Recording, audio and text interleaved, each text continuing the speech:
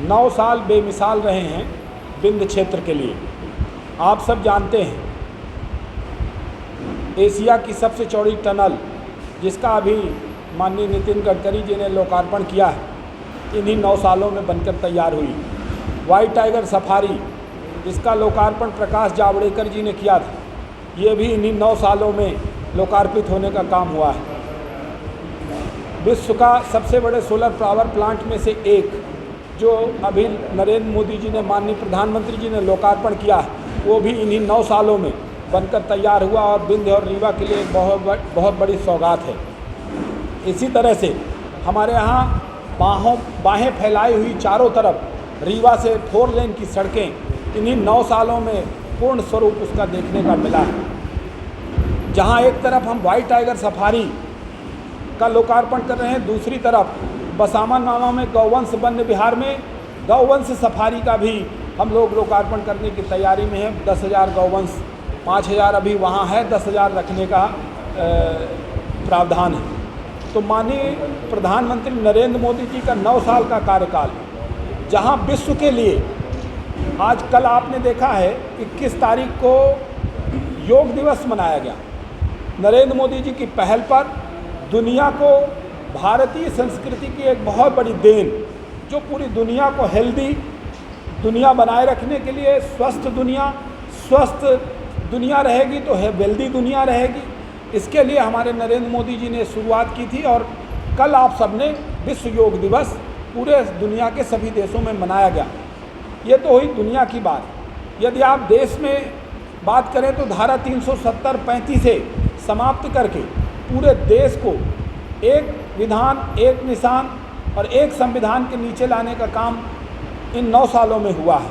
उसी तरह अयोध्या में राम मंदिर, जो 500 वर्षों से प्रतीक्षारत थे कि भगवान राम का मंदिर बनेगा, देश की जन भावना यही थी कि वहाँ राम मंदिर बनना चाहिए, इन 9 सालों में ही बनने की शुरुआत हुई।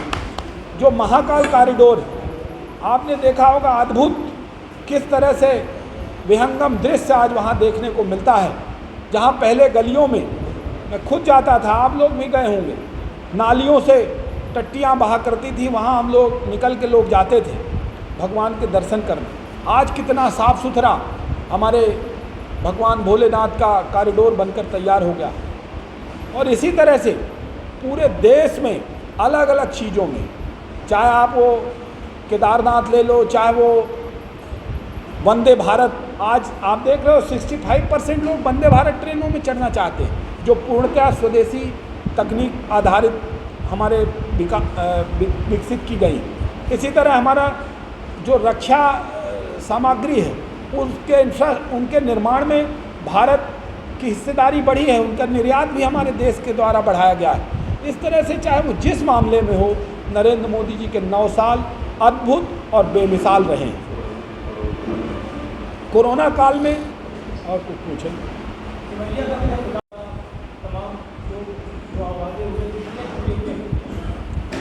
जो वायदे हुए थे वो तो सभी पूरे हुए। वायदों से आगे हम निकल गए। सिमरिया के अंदर 400 करोड़ की सड़कों या तो निर्माणाधीन है या तो टेंडर प्रक्रिया में है। रीवा से गोदहा सड़क आप देख रहे हैं, लगभग 70% निर्माण कार्य उसका पूरा होने की कगार में है। सड़क ऐसी बनी है जैसे मैदान हो, 10 मीटर चौड़ी। उसके अलावा जहां आप इस शंकर जी के तालाब में बैठे हो, आसपास देखिए कैसा रमणीक तालाब है। इसके पहले यहाँ लोग आना पसंद नहीं करते थे।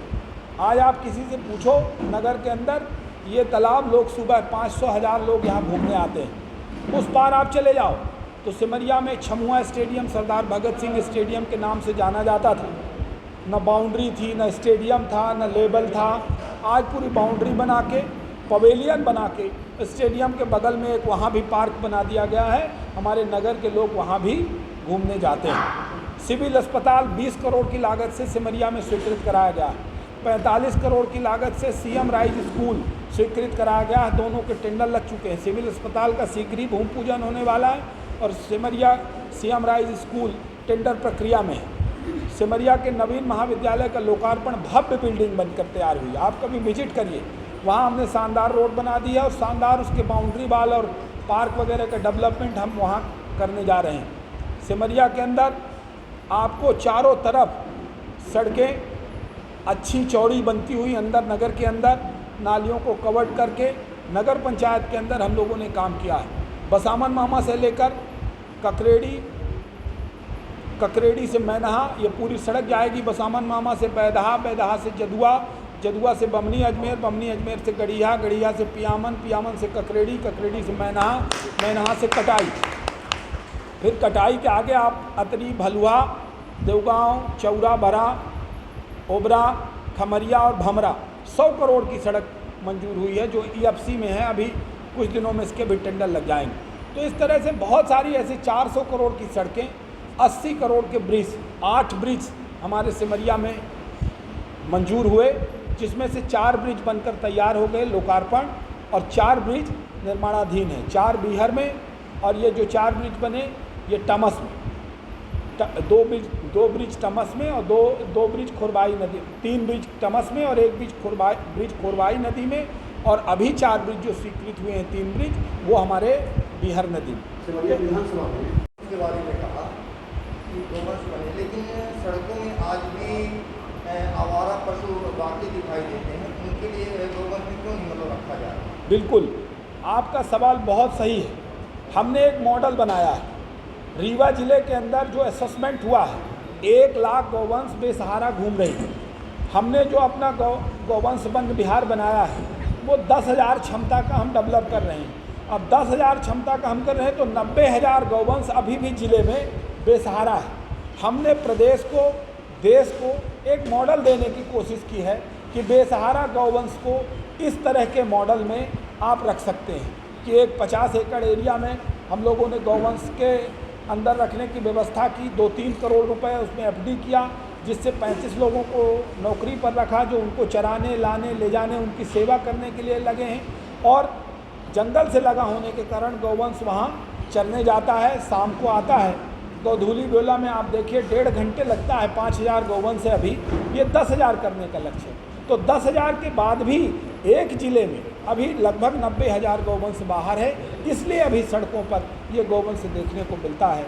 यदि ये जंगली एरिया में यहाँ से लेकर 10 गौवंश ऐसे बना दिए जाएं, तो रीवा जिले में एक भी गौवंश घूमती नहीं मिलेगी। और फ़ायदा ये होगा कि जो हम प्राकृतिक खेती और ऑर्गेनिक खेती की बात आगे कर रहे हैं भविष्य में, और हमारे नरेंद्र मोदी जी इस पर बहुत तेज़ी से कदम आगे बढ़ा रहे हैं, तो हमारे सिमरिया के अंदर जो रॉ मटेरियल है, चाहे वो गोबर की खाद हो, चाहे वर्मी कंपोस्ट हो, चाहे गोबर गैस से निकलने वाली हो, प्राकृतिक खेती और ऑर्गेनिक खेती जो हमारा एक अगला सपना है इसके बाद, सिमरिया माइक्रो के बाद, कि हमारा सिमरिया प्राकृतिक खेती और ऑर्गेनिक एग्रीकल्चर के लिए हब के रूप में काम करे, उस दिशा में भी हमारा काम इस गौवंश वन बिहार के साथ प्रारंभ है। इसमें कोई आपका कोई प्रयास है कि मतलब प्राइवेट प्रैक्टिस ना करेगा? देखिए, क्या डॉक्टर रुक नहीं पा रहे हैं। जो अच्छे डॉक्टर हम लोग सुपर स्पेशलिटी में लाने की कोशिश कर रहे हैं, वो पता नहीं क्या कारण है कि डॉक्टर हमारे यहाँ रुकते नहीं। तो इसलिए सबसे पहले हमको एनवायरनमेंट तैयार करना पड़ेगा। हमको 100 डॉक्टर्स की ज़रूरत है, और आज सुपर स्पेशलिटी में केवल 20 डॉक्टर हैं। लेकिन 20 के बाद भी देखिए, हमको मीडिया को भी और हमारे लोगों को भी थोड़ा नज़रिया बदलना पड़ेगा। तो 2200 से ऊपर हार्ट के एंजियोप्लास्टी हुई है हमारे सुपर स्पेशलिटी हॉस्पिटल में। हमको इस एंगल से भी देखना चाहिए। ये 2200 लोग हमारे नागपुर जाते थे, भोपाल जाते थे, बम्बई जाते थे, दिल्ली जाते थे। जिन 2200 लोगों की यहाँ एंजियोप्लास्टी हुई है, उनमें से 1800 लोग आयुष्मान भारत कार्ड धारी हैं। मैं नरेंद्र मोदी जी को इस काम के लिए 1800 लोगों को, गरीब लोगों की मुफ्त में एंजियोप्लास्टी कराए जाने के लिए, और रीवा में सुपर स्पेशलिटी का लोकार्पण हुआ, उसके कारण ये संभव हो चुका। ये भी एक 9 साल बेमिसाल जो हमारी अभियान है, उसमें ये बहुत बड़ा अभियान है। देखिए, आप जहाँ स्वास्थ्य सुविधाओं की बात कर रहे हैं, जिला अस्पताल भारतीय जनता पार्टी की सरकार की देन है, नहीं तो ज़िले में जिला अस्पताल नहीं था। संजय गांधी को हम लोगों ने कायाकल्प करके संजय गांधी को भी चमकाने का काम किया। GMH को कायाकल्प किया है। अभी डिस्ट्रिक्ट माइनिंग फंड और LED फंड जो सोलर पावर प्लांट बना है, उससे पैसा लाकर 20 करोड़ की लागत से हमने GMH का कायाकल्प करने का काम किया।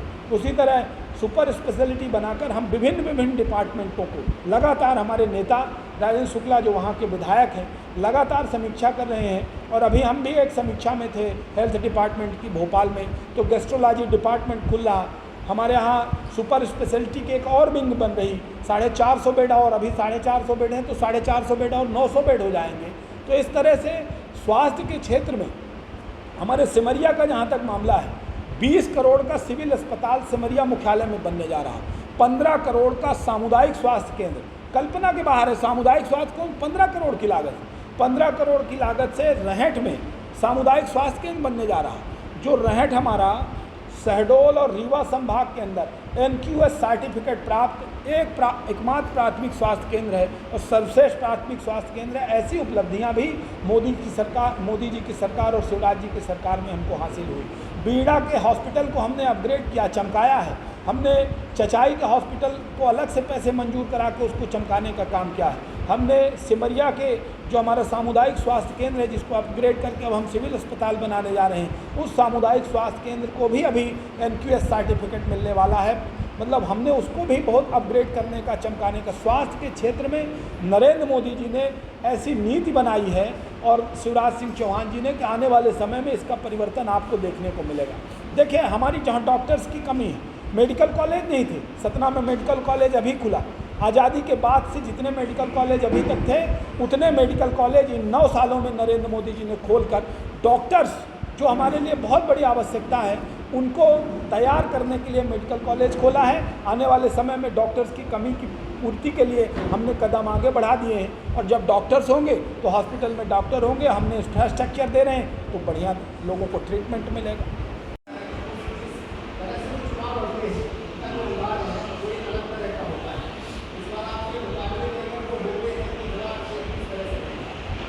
उनका अंदाज जो होता है वो देखा है। अभी किसी ने पूछा, अजय जी ने शायद पूछा कि सिमरिया विवादित रहा है और बदनाम रहा है, तो उनका अंदाज विवादित होना और बदनाम होना, यही दोनों अंदाज हैं। वो अपने अंदाज से काम करें। सिमरिया की जनता भारतीय जनता पार्टी के साथ पूरी ताकत से खड़ी है, नरेंद्र मोदी के कार्यों के साथ खड़ी है, माननीय मुख्यमंत्री शिवराज सिंह चौहान जी के कार्यों के साथ खड़ी है, भारतीय जनता पार्टी की सरकार ने जो काम किए हैं उनके साथ खड़ी है। एयरपोर्ट, मध्य प्रदेश का 6वां एयरपोर्ट हमारे रीवा में, ये कम बड़ी बात नहीं है कि रीवा जैसे शहर में जब एयरपोर्ट होगा तो वो केवल ज़िले और शहर को फ़ायदा नहीं होगा, पूरे विंध्य क्षेत्र को इस एयरपोर्ट से लाभ मिलने वाला है और सिमरिया को भी इससे लाभ मिलेगा।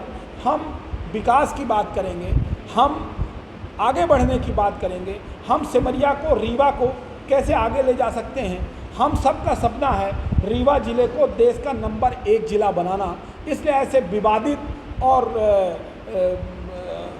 एक कुख्यात शैली के लोगों के बारे में ज़्यादा बात करके अपना समय जाया करना हम लोग बिल्कुल नहीं चाहते हैं। आपका प्रयास क्या है और अभी हाल ही में एनजीटी ने इस मामले को संज्ञान में लिया और कलेक्टर को नोटिस भी जारी किया?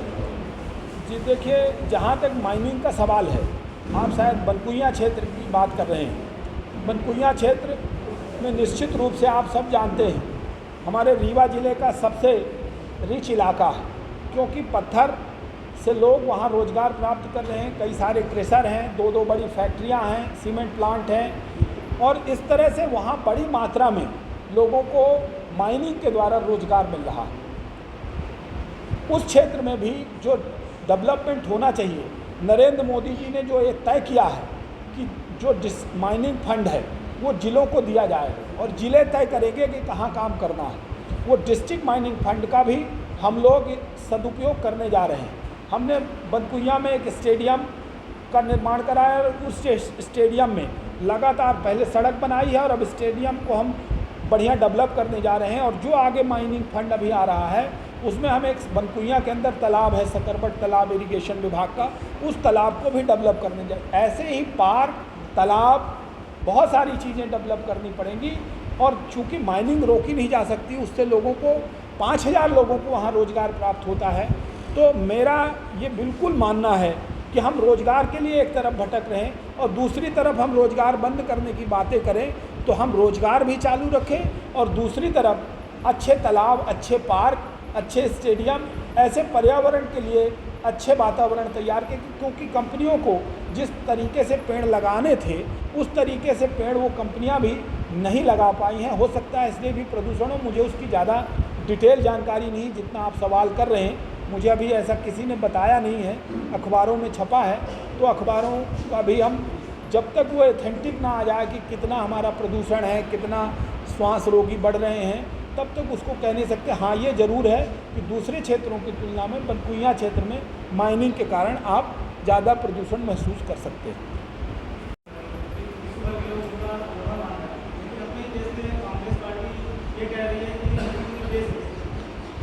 देखिए, जहाँ तक कांग्रेस का सवाल है, ये सत्ता के लिए बौराए हुए हैं।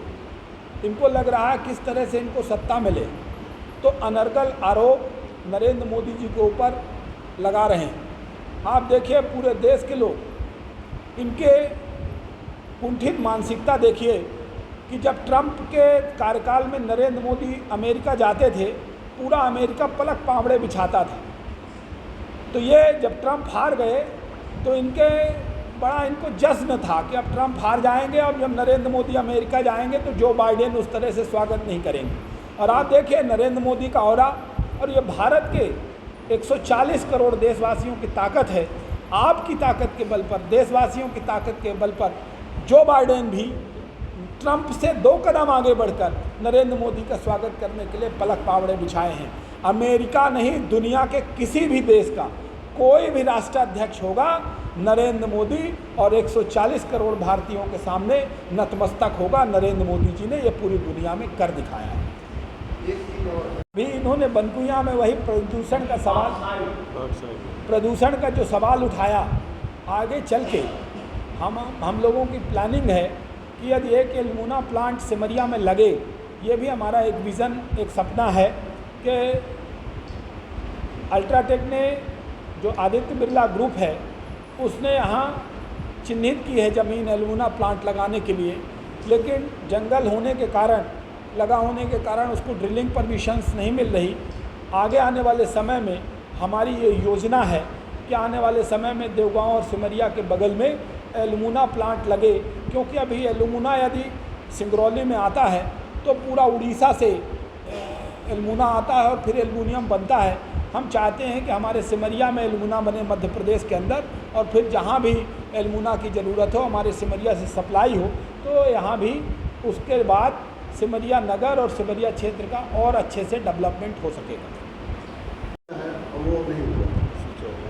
देखिए, हमारी विशेष तो हमने एक जैसे सिंचाई प्रोजेक्ट, यहाँ माइक्रो इरिगेशन प्रोजेक्ट मंजूर कराया, जो हमारी चुनावी वायदा था 178 करोड़ रुपए का, और वो टेंडर प्रक्रिया में है। 5 से 7 जुलाई को दूसरी बार टेंडर, 3-4 बार टेंडर हो चुका। पिछले दिनों जेपी को मिला था, जेपी ने एग्रीमेंट नहीं किया 3-4 महीनों तक। अभी वो टेंडर निरस्त करके जेपी को ब्लैक लिस्टेड कर दिया गया और रीटेंडर हुआ है। 5 से 7 जुलाई तक में वो हो जाएगा।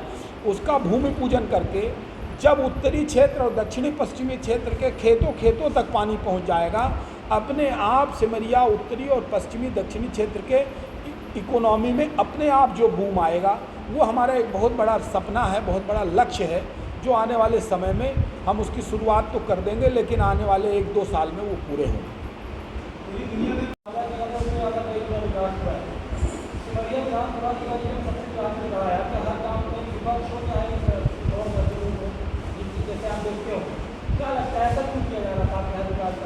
सिमरिया क्षेत्र बिल्कुल विवादित नहीं रहा है।